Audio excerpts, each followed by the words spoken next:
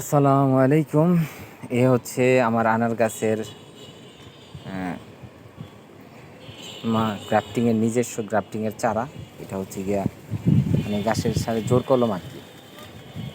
এটা হচ্ছে একটা সম্ভবত ভাগুয়া জাত হবে, সুপার ভাগুয়া হইতে পারে। এটা এখানে কয়েকটা আছে, অস্ট্রেলিয়ান, পাকিস্তানি,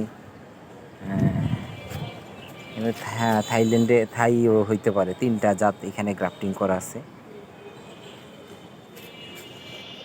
আর এখানে এটা পাকিস্তানি, এইখানে 2টা বিদেশি জাত, এখনও ওইগুলার নামগুলা ভালো করে জানা হয় নাই, কিন্তু এক বড় ভাই আনছে এই জাতগুলা, ওনার থেকে ঠাইল কালেক্ট করছি।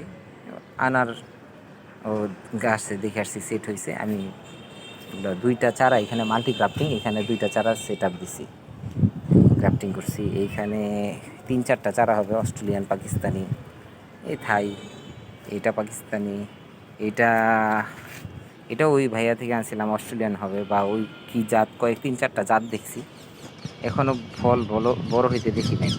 এটা আমি হিদি গাছের সাথে জোর কলম করছি।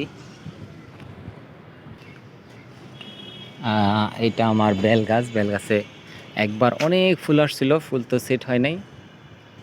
এবার ফুল আবার নতুন করে আসছে, দেখি আল্লাহ কি মানে দেয় আর কি। এই যে এখানে হচ্ছে আনার গাছ, এখানে 3টা মাল্টি গ্রাফটিং আছে। এটা থাই আনার, এইখানে মাল্টি গ্রাফটিং আছে। এটা সম্ভবত পাকিস্তানি, এটা মেহেদি গাছের সাথে কলম করা, ফুল আসছে। এটা সম্ভবত অস্ট্রেলিয়ান হবে। হ্যাঁ, এটা পাকিস্তানি, এখানে মাল্টি গ্রাফটিং আছে, অস্ট্রেলিয়ান, পাকিস্তানি বা আরও কিছু জাত থাকতে পারে। ওইটা হচ্ছে আমার কাটিং গাছ। ওই যে আরেকটা ফলন আছে আলহামদুলিল্লাহ এখনও। এর সামনে দোয়া করবেন যাতে ফল আসলে দেখাইতে পারি।